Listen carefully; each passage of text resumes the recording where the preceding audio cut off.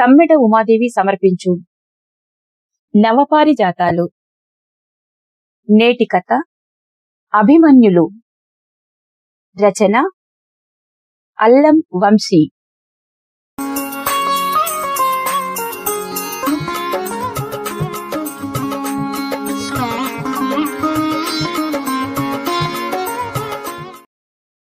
కష్టం రా.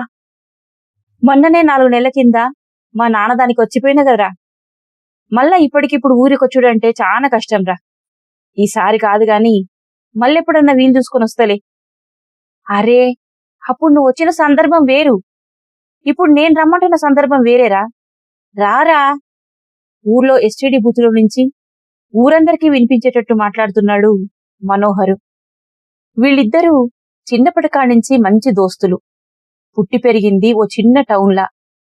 రమేష్ పీజీ దాకా చదివి హైదరాబాద్లో ఏదో గవర్నమెంట్ నౌకరీ సంపాదించుకొని అక్కడే ఉంటున్నాడు. మనోహర్ మాత్రం పుట్టి పెరిగిన ఊళ్ళోనే ఓ బట్టల దుకాణం పెట్టుకుని నడుపుకుంటున్నాడు. ప్రస్తుతం ఇద్దరికి చెరో 35 ఏండ్లుంటాయి. మొన్నొచ్చినప్పుడే వారం రోజులు లీవ్ పెట్టిండ్రా. మళ్ళీ ఇప్పుడే లీవ్ అంటే కష్టం బై, చాలా కష్టం. అట్లా కాదురా, మన సార్ రిటైర్మెంట్ ఫంక్షన్లకు అందరం ఒకసారి కలవచ్చనే రమ్మంటున్నా. అందరంటే ఎందర్రా? మా అంటే ఆడ లోకల్ ఉన్నోళ్ళు ఓ 4 ఉన్నారు కావచ్చు, అంతే కదా. అంటే అంటే లేదు గింటే లేదు. బయట నౌకర్లు చేసేటోళ్ళు ఎందరొస్తున్నారో చెప్పు. ఒక్కడొస్తా అన్నా నేను కూడా వస్తా, సరేనా? అరే, అందరు ఇట్లనే అంటున్నారా. ఒక్క 2 రోజులకు వచ్చిపోతే ఏమైతుంది చెప్పు. ప్లీజ్ రా బై, తప్పుగా అనుకోకు. నేనిప్పుడు లీవ్ పెట్టే పరిస్థితిలో లేను. ఈ ఏడాదే నా ప్రమోషన్ కూడా ఉన్నది. ఊకూకి ఇట్లా లీవులు పెట్టినా అంటే అంతే ముచ్చటిగా. అయినా అమ్మ కూడా ఒక్కతే ఉన్నట్టున్నది కదా, ఒకసారి వచ్చి కలిసిపోయినట్టుంటది. రారా. మనోహర్ బతిమలాడిండు. ఇంకో 4 రోజులు పోతే అమ్మే ఇటు వస్తా అన్నదిరా. అయినా మన్నటి దాకా అమ్మతోనే ఉంటి. అమ్మ ముచ్చట ఇడిచిపెట్టు గాని సార్కి ఏదన్నా ఒకటి చెప్పురా. పాపం నేనంటే మస్తు పావుర పడుతుండే. నేను రాలేదంటే నారాజైతాడు కావచ్చు. నా తరపున ఒకటి మంచి షాలు ఇరా, సరేనా? పైసలు మనం కలిసినప్పుడు ఇస్తా. కాలం ఓ 10 ఏండ్లు ముందుకు కదిలింది. అబ్బో కష్టం రా, ఇప్పుడెక్కడ వీలైతుందిరా, చాలా కష్టం. రమేష్ ఇంట్లోని ల్యాండ్లైన్ ఫోన్లో మనోహర్తోని మాట్లాడుతున్నాడు. నువ్వు ఊకే ఏదో ఒక సాకు చెప్పకురా. ఈసారి మాత్రం నువ్వు వస్తున్నావు, గంతే, ఇక మాట్లాడకు. అరే, గట్ల కాదురా, మా పిల్లగాళ్లకు పరీక్షలు నడుస్తాన్నాయి.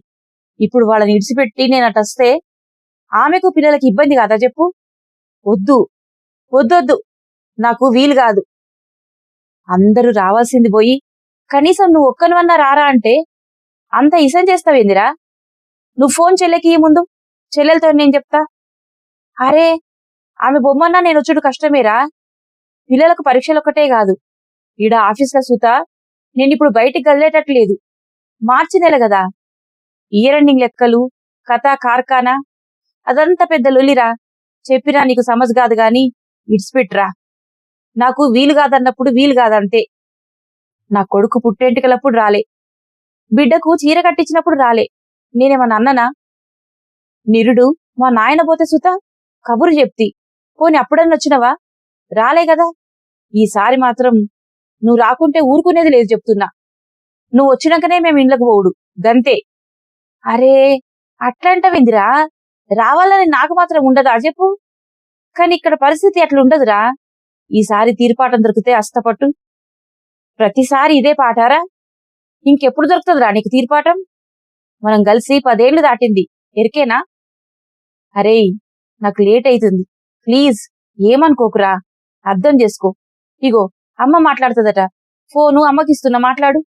నాకు లేట్ అవుతుంది, నేను పోతున్నా. రైట్ రా. కొత్తిల్లు కట్టుకున్నందుకు మళ్ళొకసారి కంగ్రాట్స్.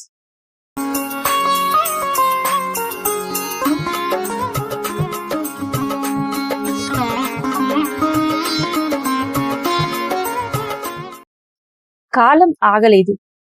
ఇంకో 10 క్యాలెండర్లు మారినాయి. నువ్వు మొన్న చెప్పినా వస్తుంటిరా. ఇప్పుడైతే కష్టమిగా.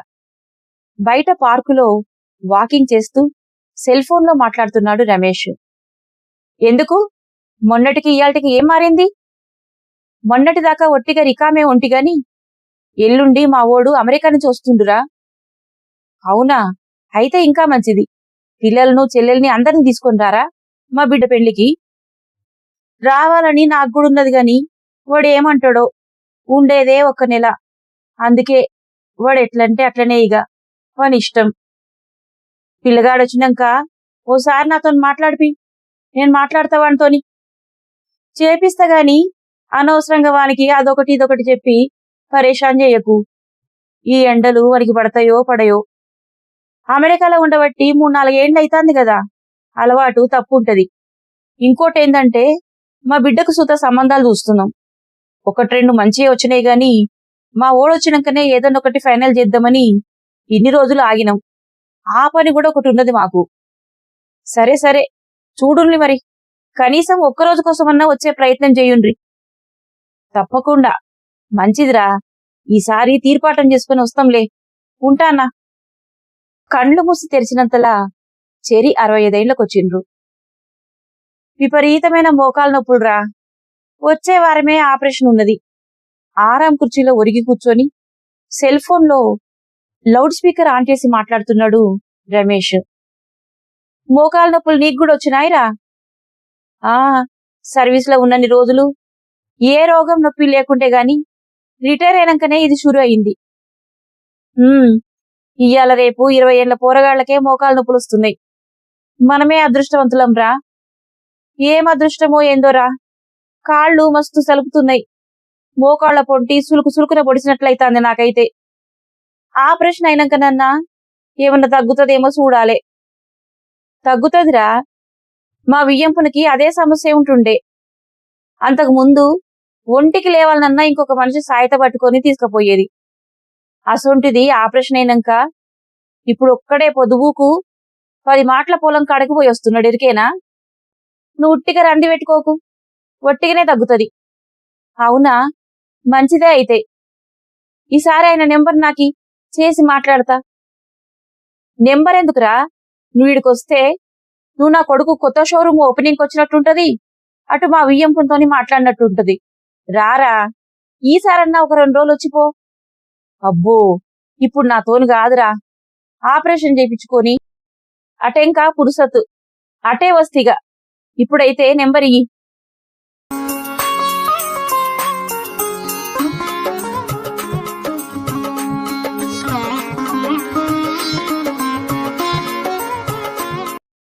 మళ్లీ ఫోన్ మోగడానికి 15 ఏళ్లు పట్టింది. ఇటువైపు మాట్లాడేది మనోహరే, కానీ అటువైపు ఉన్నది మాత్రం రమేష్ కాదు. అంకుల్, నేను రమేష్ వాళ్ళ కొడుకు రాహుల్ని మాట్లాడుతున్నా. ఎవరు? ఎవరు? ఏ రమేష్ నాయనా? నేనంకుల్. రమేష్ తెలుసు కదా, పింగని రమేష్, వాళ్ళ కొడుకు రాహుల్ను. చెప్పు బిడ్డ, మంచుకున్నావా? నాయన మంచుకున్నాడా? అంకుల్, అది నిన్న మార్నింగ్ డాడీకి నిద్రలోనే స్ట్రోక్ వచ్చింది అంకుల్. మమ్మీ వాళ్ళు హాస్పిటల్కి తీసుకెళ్లే లోపే దారిలోనే అయ్యో దేవుడా ఎంత పని అయిపోయే అని మనోహర్ ఏడుస్తూ దుఃఖంలో ఏవేవో మాటలు అంటున్నాడు. కానీ రాహుల్కి అవి వినేంత టైము ఓపిక లేవు. అంకుల్, అంకుల్ ప్లీజ్, నేను చెప్పేది వినండి. చెప్పు నాయనా. దేవుడెంత అన్యాయం చేసే కదా కొడుక. రమేషా, రమేషా. అంకుల్ ప్లీజ్, ఏడు పాపి వినండి. మా డాడీ చనిపోయే ముందు మమ్మీతో తన ఆ ఫైనల్ ఫార్మాలిటీస్ అవి ఇవి అన్ని ఏందెందో ఉంటాయి కదా, అవన్నీ తను పుట్టి పెరిగిన ఊళ్ళోనే జరిపించమన్నారంట. ఆ ఊళ్ళో నాకు తెలిసింది మీరొక్కరే. సో అంకుల్ ప్లీజ్, మీరక్కడ కొంచెం హెల్ప్, ఆ అరేంజ్మెంట్స్. అయ్యో ఎంత మాట నాయనా. మీరు జల్దీ బయలుదేరుండి. మీరు వచ్చే లోపట నేను ఇక్కడ అన్ని తయారు చేపించి ఉంచుతా, సరేనా? సరే uncle, thank you very much. మేము బయలుదేరుతున్నాం.